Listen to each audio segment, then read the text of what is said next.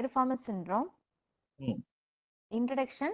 It's also known as wallet sciatica or fat wallet syndrome. May account for 0.3 to 6% cases of low back pain or sciatica.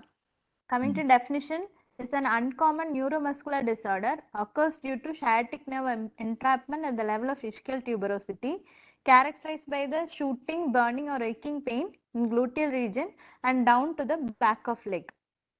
Coming to the anatomy, pyriformis is a triangular shaped muscle origin from the internal surface of the sacrum and insertion to the superior border of the trochanter.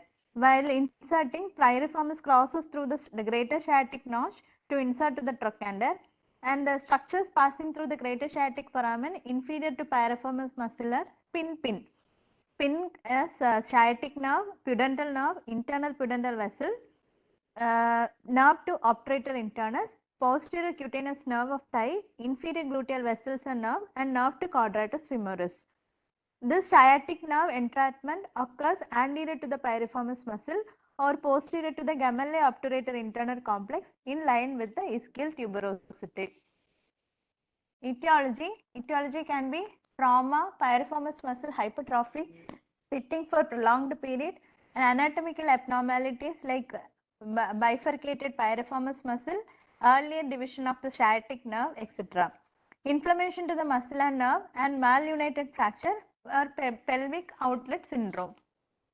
Coming to the pathophysiology, there are three hypotheses, that is Pessina hypothesis, that sciatic nerve passing through the tendinous portion of the pyriformis is susceptible to compression. Pace and Nigel hypothesis, myofascial pain syndrome, trauma, and McCrory's hypothesis, that is pelvic outlet syndrome due to extra compression. Coming to the presentation and evaluation, patient will present with chronic pain in the buttock region, pain when getting out of the bed, and sciatica. Diagnosis is usually by exclusion and many stretching maneuvers to irritate the pyriformis muscle to elicit the pain in the trigger point. Tests like FAIR test, that is flexion, adduction, internal rotation maneuver, Freeberg test, forceful internal rotation of the extended thigh, PACE test, that is resisted abduction and external rotation of the thigh, and BRT's test, that is deep buttock pain produced by side-lying patient holding a flexed knee several inches off the table. Diagnosis is usually made by ultrasonography, MRI, CT and EMG. On nerve conduction study typically produce a delayed F and H wave reflex. Coming to the treatment and management, usually conservative management, anti-inflammatory drugs, muscle relaxant, physiotherapy, gradual pyriformis stretching, ultrasound therapy, electrical stimulation, heat and ice therapy. Or the anesthetic involvement can be occur in trigger point injection of steroid under imaging guidance, use of Botox that will inhibit the acetylcholine and causes the functional denervation of the muscle, and acupuncture can be done. If the conservative methods fail, surgical correction can be done in which the pyriformis muscle release or sciatic nerve neurolysis can be done. Thank you, sir. Very good. That's almost a complete one. I just chose this from a site called StatPearls, STATPEARLS, and that is a site which sends questions of the day. Every day they send you a question, and one of the question was from on this. Yes, this sir. NCBI StatPearls. Yes. So this one is a chronic pain syndrome.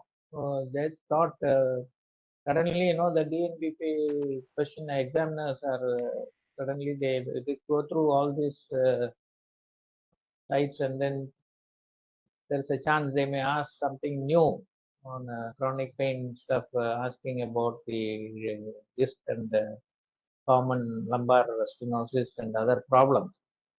So I just thought to be a new question, and so whatever Anu has said is the same thing. I just made it into a PPT, which I think will share with you.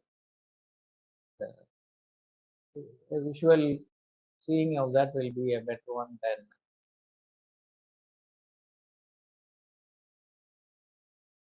So the pyriformis syndrome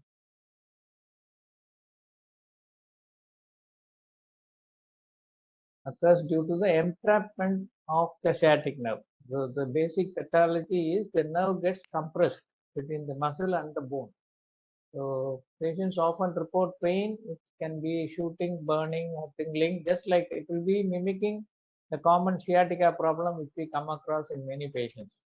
Sometimes there may be numbness also. All these points which he has mentioned, and the causes are either trauma to the hip or buttock area, or muscle hypertrophy, which can seen in some athletes during the periods of, especially people who practice weightlifting and sitting for a long time, like taxi drivers, office workers, bicycle riders, or anatomical anomalies like bipartite pyriformis muscle or sciatic nerve force branching variations. All these things can produce that.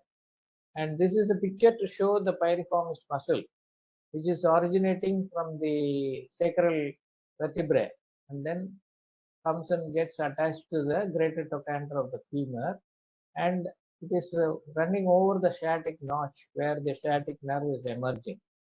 And so the nerve may get compressed between the bone here, which is the trochanter. I mean the operate. What is that? This part of the pelvic bone and the muscle. Okay, so this is how the ischial tuberosity. So pathophysiology, it's a flat oblique muscle which has a pyramid shape. It originates from vertebra S2 to S4 and goes to the superior margin of the greater sciatic femur and the sacrotuberous ligament.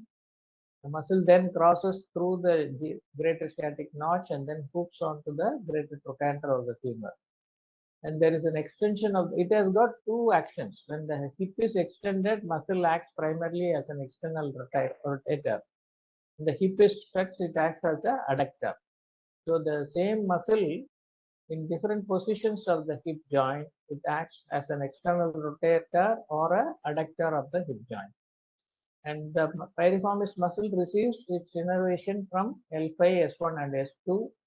And when the pyriformis muscle is overused or irritated or inflamed, it can lead to irritation of the adjacent sciatic nerve, which runs very close to the center of the muscle. And how do you evaluate that? Diagnosis primarily clinical and one of exclusion. Stretching maneuvers to irritate the pyriformis also can be done. Manual pressure around the sciatic nerve may help to reproduce the symptoms. So pressure over the exact point where sciatic nerve emerges, that may cause the pain symptoms to appear more during the clinical examination. Disorders that also need to be ruled out include facet arthropathy, herniated nucleus disc, or lumbar muscle strain, or spinal stenosis. These are all some of the differential diagnoses which you have to rule out. And coming to the treatment and management, induces short-term rest, use of muscle relaxants or NSAIDs, injection of steroids around the pyriformis muscle may sometimes help to reduce inflammation and pain. Botulinum toxin sometimes relieve the symptoms, but it may be required to be repeated again and again because the action is short-lived. And surgery is the last consideration. It is either when all the conservative therapies fail, including physical exercise, you go for surgery. The surgery may help to decompress the nerve if there is impingement or neurolysis. Any abrasions are there, or remove scars from the nerve. However, the results after surgery are not always predictable, and some patients continue to have the pain. So, these are the points. For a short note,